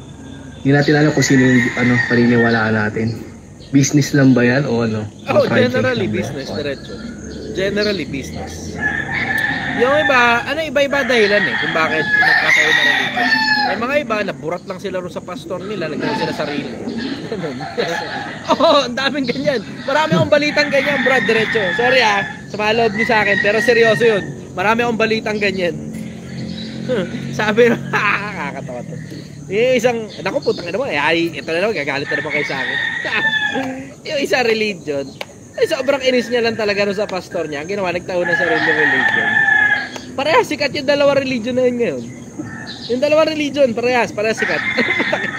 Ang daming ganyan. Sobrang inis lang talaga nila sa pastor nila, nagtaon na sarili. Yung alam yung pastor kasi siya, syempre merong isang nakakapumuno sa ibabaw, di ba? Etong isa na to, parang maliit na pastor dito sa may bandang ilaliman. Hindi ministro maliit na pastor lang. But downline. Sobrang inis niya rito sa nasa ibabaw o sobrang inis niya rito sa ministro, nagtaon na sarili. Legit yun. May mga ganun talagang may mga ganung kwento. Meron pa nga yung isa ng matagal na to religion na to. Ayoko na maglagay ng clue. Pero may religion. Ito religion na to, sikat. Sikat na religion. Yung isang debatista nito, debatista niya religion na yan, kumalas. Nung kumalas yung religion na yon, religion, yung debatista na yon, nagtayo na sarili religion. Syempre, kabisado niya to Diba? So alam niya ngayon paano pasusubalian, paano pamamalian yung aral nito. Kumalas, pagkalas niya, nagtayo siya sarili niya. Tapos walang napagpasahan, nagtayo na merong isa na namatay ito, merong namunong isa. Etong isa na to sumikat talaga ng gusto sa TV. Yun. Maraming ganyan. Generally, ang pinaka-common na dahilan, una, syempre, regularly, pera, diba? Isa sa mga dahilan yan, hindi magkasundo sa pera. Isa pa, kampi-kampi, gano'n. Isa pa, parang kuyog, gano'n. Maraming iba't ibang dahilan pero generally, ang pinaka-common na dahilan, I will say, in general, ang pinaka-common na dahilan, because of people's greed. Pagkagalit ng mga tao. Okay, sila na nga nagpapangalan. Sila na nagpapangalan ng mga religion. Anyways, yun ang masasabi ko ron, brother. Alam mo, common yan, ganid kasi talaga mga tao Nagtatayo na religion because of their personal interest. Yung iba, gusto nilang parang, alam mo yun, pagka-election, sabasama silang boboto, gano'n. Kasi hindi lang kung iniisip nyo INC, hindi lang INC ang ganyan, ang daming religion yung ganyan. Sama-sama silang boboto, black voting. Madaming religion ang ganyan. Tapos, yung iba naman, parang, alam mo yun, connections, ganun, parang mason ang dating. Diba? Alam mo, iba-iba dahilan ng mga tao, pero generally, yung pinaka-common denominator niyan, kadalasan ko ano yung mga interest nila. Pero hindi naman talaga dahil sa Diyos. Yun. Lahat naman kulto eh. Hindi naman lahat. Merong isa dyan. Yun nga lang, hindi mo nga lang alam kung alin dyan sa mga yan. Follow-up question, brother. May ano ba? May satanista ba na religion? Meron. Yung sa Brazil recently lang, siguro kung di mo nakita yung ano, merong isang, anong tawag dito? Merong isang religion sa Brazil na binandera nila sa Satanas. O yun, the following day, binaha sila ng malala sa Brazil. Merong gano'n, brother. Pero hindi yan katulad nung nasa isip mo na parang pumapatay ng tao, gano'n, parang ang dating sa human sacrifice. Hindi gano'n. Yung iba sa kanila, yun, may make sense naman yung doktor nila, parang wag yung gagawa ng masama sa kapwa-tao, gano'n. Meron din silang mga gano'n. Parang enlightenment lang, gano'n. Gano'n yung konsepto. Follow-up question, bro. How about yung kulto, sir? Dito sa Pinas dati. Kahit naman hanggang ngayon, marami pa rin naman yun. Tignan mo kung, eto maganda, assignment mo to, brother. Tignan mo kung ano meaning ng kulto sa dictionary. Tapos tsaka mo papapansin, ang dami pala nun. Ang dami. So, takin na, di mo alam kung gano'ng karami kulto. Ang dami. Oo. Okay, banata natin. Go, question. Lila Lord, salamat. Thank you, brother. Bye-bye. Thank you. Minuto na yung YouTube, sir. Tinan mo kung ilang minuto na. Wala kasing oras dito. 1 hour and 6 minutes. Ay, okay. Okay na pala. Teka, kuha pa tayo ng ano. Ito pa. Breadwinner. Panalong tinapay ito, no? Panalong tinapay. Breadwinner. Breadwinner. Bontip. Bontip natin. Bontip. Good morning, brother. Taga saan ka? Hello, brother. Bigan, Ilocos, sir. Ilocos. Okay. Ano tanong mo? Yung kwan, paano bentahan yung tao malabong bumili ng produkto mo? Paano bentahan yung tao malabong bumili ng produkto? Mali. Mali ka nang nasa isip, brother, kapag kayo ng mindset mo tungkol sa pagbebenta. Ang tamang mindset tungkol sa pagbebenta, may taong may kailangan ng produkto mo. Yung taong may kailangan ng produkto mo, yun ang bentahan mo. Tignan mo, hindi ka mauubusan. Hindi mo kailangan kumbinsihin isang pirasong tao. Nagkakaproblema kasi yan, brother, kapag nagkakaproblema yung tungkol sa pagbebenta, kapag ang konti lang kasi ng ng prospect mo na bebentahan. Damihan mo prospect mo. Bawa sa 100, meron diyang 1 o 2 na bibili. O so alam mo na kung ilan ba ang kailangan mo sa loob ng isang buwan. Diba, kailangan mo makabenta ng 10 sa isang buwan. Natatansya mo na ngayon kung ilang tao yung kailangan mong kausapin. Ganun ang konsepto ng pagbebenta, pero hindi yan isang pirasong ayaw ng produkto mo, ipipilit mo sa kanya, ipepuwersa mo sa kanya. Diba? Hindi gagana yun, brother. Oo, naririnig mo, merong ganun talaga sa social media na parang halos lahat na lang tao na bebentahan nila. Pero that's not good business practice. Bakit? Kasi darating na sa panahon, manloloko ka ng kapwa-tao, pagka ayaw bumili sa'yo, pinipilit mo. That's not good business practice. Ang good business practice, merong tao na may kailangan niyang produkto mo o ng serbisyo mo. O ngayon, damihan mo ngayon yung mga taong kausap mo para hindi mo kailangan mamilit ng kahit na sino at kusa na lang may bibili sa'yo kapag kinumbinsi mo sila. Ganun yung konsepto. Gets mo? Yes, sir. Tinan mo, pansinin mo. Ito, isa sa mga pinakamalalaking bagay na maituturo ko sa inyo, mga salesman. Mga salesman, akin muna atensyon. One way or the other, you will learn sales and I really hope that you can learn it from me. Ito, ang simpleng konsepto ng tungkol sa pagbebenta, huwag mong gagayahin yung katulad ng pagbebenta ng putang inang mga networker. Lahat na lang ng panloloko, puta gagawin nila, bumili ka lang. Lahat na lang ng panloloko gagawin nila para bumili ka lang. Nagpapanggap silang may kotse kahit di naman talaga kanila yun. Bundle ng pera papakita sa inyo. Kunyari kanila yun, hindi totoo. Yung cheque na nakapangalan pa sa kanila, hindi naman na-e-encash. Kaya, alam mo, simple. You do your sales with dignity. Magkaroon ka ng dignidad sa sarili mo na hindi mo kinuha sa panloloko ng kapwa-tao yung pera na kinita mo. Ang pinakasimpleng konsepto tungkol sa pagbebenta, dapat yung produkto mo kailangan ng tao. Yun, basic. Yung serbisyo mo dapat kailangan ng tao.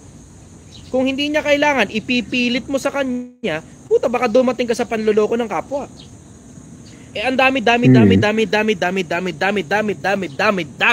nasa sales na panloloko lang ng kapwa yung ginagawa eh. Diretsa, napakarami sa sales, panloloko lang ng kapwa yung ginagawa. Napakarami niyan. Tignan mo, sukat, ito malala. Ito malala. Yung iba, matindi marketing nila para lang maimbudo papunta sa sales. Iba malala. Tangina, ang tindi nung iba. Ang tindi nung iba. Tangina. Yung pang tuition fee mo, ipang business mo na lang. Putang ina, grabe yun. Sabi ko, ang tindi. Tangina, ang sama ng budhi na tong tao na to. Para kumbinsihin mo, pati bata, na nakawan mo ng kinabukasan na alam mong hindi lahat ng tao pang negosyo. Halos lahat ng tao pinapag-aral sa eskwelahan, pero hindi lahat ng tao pang negosyo. Ano ibig sabihin? Hayaan mong mag-aral yung mga bata. Huwag mong nakawin yung pan-tuition fee nila. Gago ka ba? Tangina, grabe yun. Sabi ko, ang sama ng budhi ng tao na to. Ang sama ng budhi mo. Tanginang greedy mo. Hindi lahat ng tao magsasucceed sa pagdinegosyo. May mga tao pang-empleyado talaga at magsasucceed sila sa pagka-empleyado. Isipin mo, nagpiloto yung tao. Naging piloto talaga. Palagay mo ba magiging mahirap na piloto yan? Nag-abuga siya yung tao. Naging abogado talaga. Nagtatrabaho ngayon sa firm. Palagay mo ba magiging mahirap na abogado yan? Di ba? Nag-engineer yung tao. Naging engineer talaga at nagtatrabaho sa firm. Tapos matagal na siya dun. Palagay mo ba magiging mahirap yung engineer na yan? Di ba? Hindi lahat ng tao pang negosyo. Hindi lahat ng tao pang negosyo. May mga tao pang empleyado talaga at walang masama sa pagiging empleyado. Kung gusto mong yumaman, pwede ka rin yumaman sa pagiging empleyado. Pwede kang yumaman sa pagiging empleyado. Pero isipin mo, puta, bata, yung pang tuition fee, pinilit mo na ipang business na lang, tapos nagpanggap kayo ng negosyante yung bata. Ano ngayon ang labas ng bata? Bobong negosyante. Ganun ang labas nun, bobong negosyante. O ngayon, alam mo na mangyayari dyan, merong malaking possibility na hindi gumana yung pagnanego-negosyantihan niya. Bakit? Eh yung basic principles lang eh, 'di ba? Na yung bang tao na yan, na pinilit mong yung pan-tuition fee, eh ipang business na lang, yung bang tao na yan, marunong bang sumulat ng business letter? Marunong bang makipag-usap sa mga tao, communication skills ba yan? Okay? Natuto ba man lang ng grammar, ang putang ina? Natuto man lang ba ng tenses? Kasi tangina tenses lang eh. May mga nakausap akong tangina nagpapanggap na nego-negosyantihan pero totoo nasa networking talaga. Kasi in case hindi nyo alam, merong mga nagme-message sa akin na gusto akong kuning networker. At yung mga gustong kumuha sa akin ng mga networker din. Mga bata, yung mga ibang nagme-message sa akin, hindi yung mga matatanda networker, alam na nila hindi na sila makakatagos sa akin eh. Yung mga bata, 18, 19, 20, balat-balat eh. Gusto niyo po bang yumaman, sir? Sabi ko, sige, okay, paano ba yan? Subukan na, sige, paano ba yan? Kailangan nyo pong may mentor po kayo. Sabi ganun, dapat may mentor po kayo. Mentor, kailangan ko daw ng mentor. Sabi ko sa isip ko, tangin tong batang to, hindi yata ako kilala nito eh. No?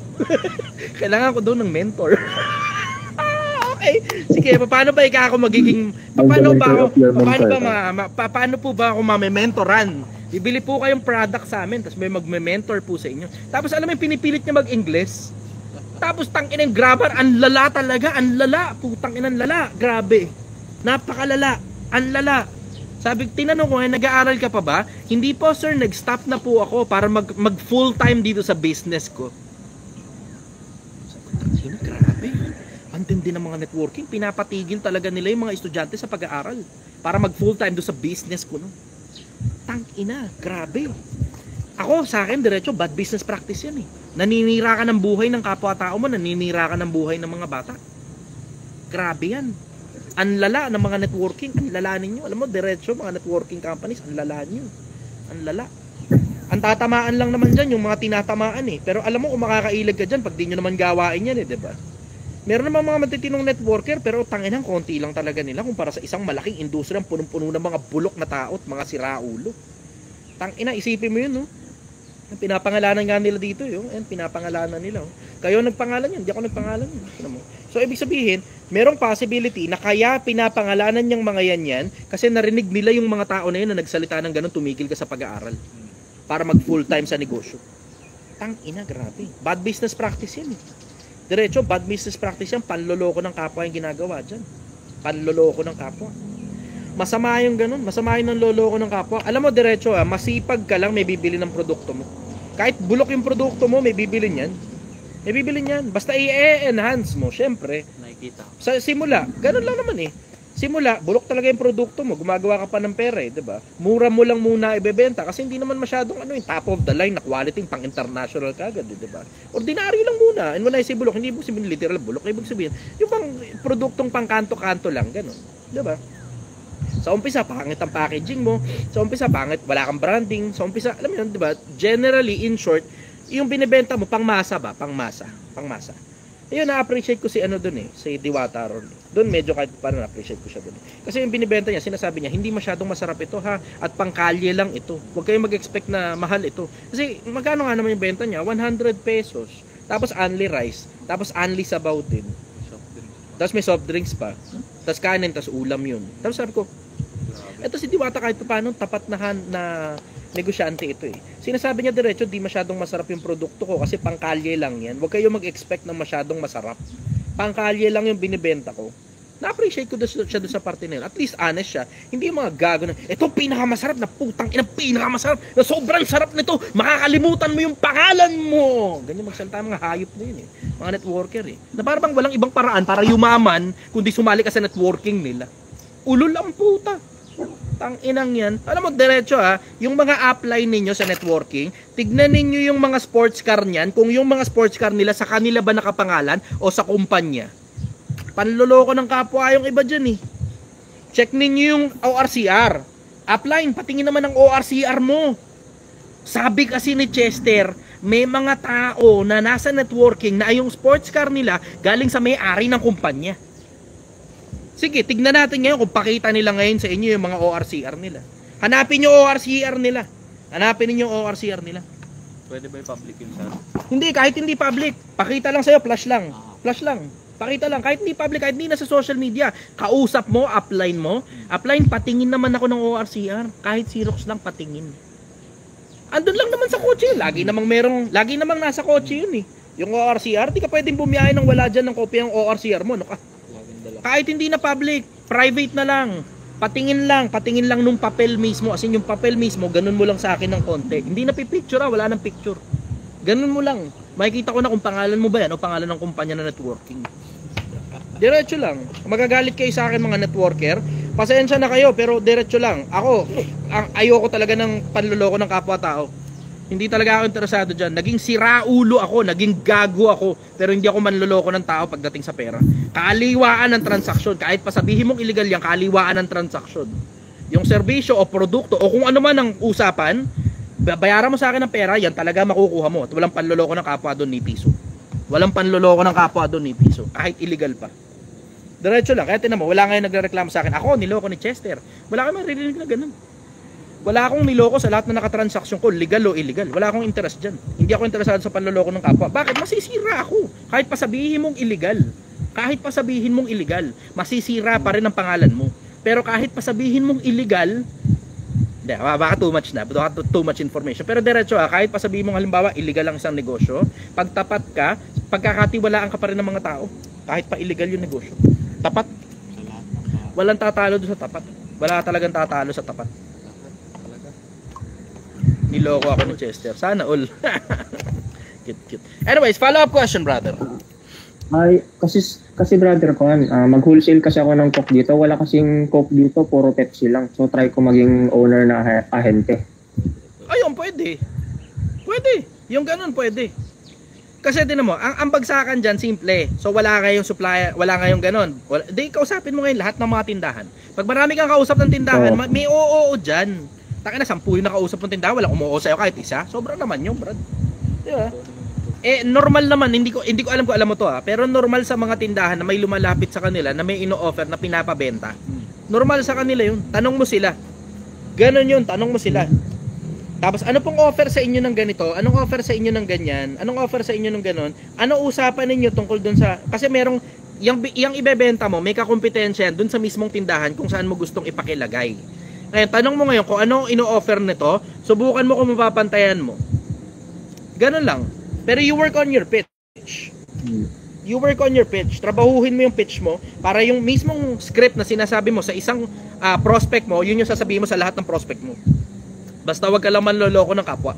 Yun ang isa sa mga pinakamalalaking bagay na maisasuggest ko. Sa panahon ng social media, pag nanloloko ka, may expose ka. Panahon ng social media, pag nanloloko ka ng kapwa-tao, may expose ka. So ingatan mo yung pangalan mo kasi wala pa rin talaga tatalo sa mabuting pangalan, brother. Gets mo yun? Yes. Follow-up question, brother. Ito sir, last na. Paano mag-manage ng pera? Dapat yung kinikita mo mas malaki kaysa sa ginagastos mo. Tapos kung gagastos ka man, pag nagsisimula ka pa lang, dapat puro sa pagkakakitaan lang. Tapos dapat yung pagkakakitaan, practical, hindi delusional. Kaya katulad nung sinasabi ko tungkol sa networking diba? Gumastos nga sila, bumiling package tungkol sa pagkakakitaan, delusional naman yung pagkakakitaan na yun dahil wala naman talaga masyadong maraming yumayaman sa pagde-networking. Diba? Merong yumayaman, hindi masyadong marami. Kasi ang majority dyan, nalalaglag na lang ng kusa. Yun. Hanggang sa magsawa ka, pag nagsawa ka na, wala ka na. Hahanapin ka pa ba? Di na, ba't hahanapin ka pa? Nakuha na nila pera mo Yan sagot ko. Follow-up question, brother. Nakasali ka na sa Orthodox, brother? Hindi kasama sa mga nasalihan ko yung Orthodox. Bakit? Ano meron sa kanila? Kasi ano yung mas totoo? Catholic or Orthodox? Hindi ako makakasagot ng ganun, brother. For the longest time naman, hindi ko naman sinasabi sa inyo kung ang isang religion tama o mali Bakit? Kasi magiging pananaw ko lang yun. Tapos, halimbawa, nandiyan ka sa religion na yan, at tama pala yung religion na yan, umalis ka, di kasalanan ko pa ngayon ang kaluluwa mo. O, mali ang religion na yan, sinabi kong tama yan, putang ina, umalib ka ngayon dun, di, puta, kasalanan ko ngayon ang kaluluwa mo. Hindi kita masasagot sa ganun, brother. Ang sasagot ko sa'yo ganito, alamin mo yung mga doktrina, tapos baka may alam ako sa Biblia tungkol dun sa mga specific na doktrina. Yon pwede mong masabi kung tama o mali yung doktrina. Bakit? Kasi may Biblia tayo eh. 'Di ba? So yun ngayon yung parang kumbaga sa Pilipinas, yan yung ano tawag doon? Constitution ba? Constitution. Yan ngayon yung rule of the land. So may Biblia ka, yung Biblia babasahin natin, sabi ng ganitong religion, ganito daw, tama ba 'yon? Hanapin ngayon natin sa Biblia. Hindi, sabi sa Biblia ganito eh. So yung sinasabi pala sa Biblia, eksaktong kakontra nung sinasabi nila. Yun ngayon, doon mo ngayon malalaman. Pero hindi yan tungkol doon sa yung religion ba na yan, tama o mali. Hindi ganoon. Yan tungkol doon sa doktrina. Yun ang pagbabasihan natin. Kasi 7:17 ng Juan, di ba? Kung sino man tao ay nag-iibig gumawa ng kanyang kalooban, makikilala niya ang turo. Kung ito'y sa Diyos o kung ako'y nagsasalita ng mula sa aking sarili. Kung ako'y nagsasalita ng mula sa aking sarili, humahanap ng sariling kaluwalhatian. At ang humahanap ng kaluwalhatian, yaong sa kanya'y nagsugo. Ang gayon ay totoo at sa kanya'y walang kalikuan. So, ang batayan, yung turo. Makikilala niya ang turo kung sa Diyos o inimbento lang ng putang inang pastor. Yun. Yun ang masasabi ko ron. Follow-up question, brother. Last brother. Sige. Yung third eye, naniniwala ka? Yung alin? Third eye po. Third eye? Mga ilan ba ang mata? Mga ilan ba ang mata? Ang gulo-gulo niyan third eye na yan. Third eye, fourth eye, fifth eye. Ilan pa talaga yung mga putang ina mga mata na yan? Kasi nababasa ko sa Biblia, may mga mata ng puso. Meron ako nababasang ganun sa Biblia, mga mata ng puso. So puso pala may mata. Tapos third eye pa, sabi parang pituitary gland yata yun. Nakita ko yun yung eye of Horus na nasa loob ng utak ng tao. Sinasabi nila yun Meron ako nakitang ganun Pero diretso, hindi kasi ako masyadong ang konsepto kasi ng third eye sa mga taong nag-imbento niyang konsepto na yan nakakakita ka daw ng mga patay Hindi ako naniniwala sa nakakakita ka ng espiritu ng mga patay na tao. Bakit? Kasi ang nakasulat sa Biblia, 12 G's ng hope, nasa kamay niya ang kaluluwa ng mga nasa kamay niya ang kaluluwa ng bawat tao at ang bawat bagay na may buhay at ang hininga ng bawat tao. Yun ang nakasulat. Ang nakasulat sa Biblia, kahit nga sa Quran basahin mo ang Quran, hindi pinapabayaan ng Diyos na lilisaw-lisaw yung kaluluwa ng patay na tao rito sa mundo. Kinukuha ni Makalmut yan, baka kala mo. Si Makalmut yung kumukuha rin Pinupunit yan sa katawan at masakit yung pagpunit na yun. Kahit sa Quran, parehas Sa Biblia at saka sa Quran, parehas ang sinasabi na hindi hinahayaan ng Diyos na gumagala-gala ang kaluluwa ng patay na tao. Oo. Yun ang masasabi ko ron. Ngayon tatanong mo ngayon, ano ngayon ang konsepto nung may mga taong nakakakita ng ganito at nakakakita ng ganyan at etc. May mga demonyo. Kasi may nabasa ko, sir. Sige, ano yan? Paano na pag may nagkakantutan na multo, di enjoy na yung my third eye? Takina, tama na utak mo rin Oo nga no. Takina, solid yun ano. Takina yan. At hindi nga ano. Wala ang problema mo kasi walang katawan dun sa walang katawan yung mga espiritu na yun eh. So knowing na walang katawan yung mga espiritu na yun, dahil hindi nila ngayon mararamdaman yung nararamdaman ng katawan. Hindi nila mararamdaman yung nararamdaman. Walang pleasure. Pleasures of the flesh yan, brother eh. Pleasures of the flesh. Ngayon, ano ang ibig sabihin nun? Pagka tinanggal mo yung flesh at espiritu lang talaga yan, hindi makakapagkantutan yun. Ganon yung konsepto. Wala silang mararamdaman tungkol dun sa mga bagay na nararamdaman ng laman. Yun ang sigurado mo. Kasi laman lang yan eh. Pagka kumakaskas doon, di ba? Pagka kumakaskas, nakakaramdam ka pleasure. Parang parehas yan ang konsepto na pagka kumakain ka, 'di ba? Pag sumubo ka ng pagkain, tapos lulunukin mo ngayon, tapos yung dila mo, yung taste buds mo nakakatikim ng masarap, 'di ba? Halimbawa, mainit yung panahon, tapos nagpahig ka ng malamig na bimpo sa batok mo, 'di ba? Yun. Mararamdaman mo, may parang sense of relief kang mararamdaman. Pero tungkol sa mga espiritu, wala sila nung ganun dahil wala silang katawan eh. So meaning yung mga may nakakakita daw ng demonyo mga yun, so. Possibility. Sa Biblia, demonyo yung mga yun. Sa Quran naman, jinn yung mga yun. Jinn kung tawagin. Yun ang sagot ko ron. Follow-up question, brother. Wala interesting ano. Interesting. Alam mo yung konsepto ng genie? Alam mo yung konsepto ng genie? Yung yung may lampara na ganyan, tapos pag kiniskis mo, may lalabas na genie. Alam mo yan, di ba? Doon kinuha yung konsepto noon. Sa Quran, merong jinn na tinatawag. Kaya pala parang Arabic yun nila. Kasi sa Middle East galing yun eh. Okay ka na, brother? Yes, brother. Ako yung nag-joke ng nung paano pag sinalinan mo yung dugo? Yung asawa, naalala ka. Nagpapadugo na. So, pag sinalinan ba yung asawa ng dugo, magkadugo na kayo. Mga talong mo talaga, pag nakikita kita, kagad kitang iakit, ayop ka. Tuntua ako sa'yo. Thank you, bro. Sige, brother. Bye-bye. Sir, lobat na pala yung isang phone. Lobat? Okay, sige. As in, patay na? Hindi po sir, emergency na. Okay. Ayos lang. Bye-bye, everybody. Okay, bye-bye. Bukas na ulit tayo mag-live. Hindi naman eh. Hindi lobat.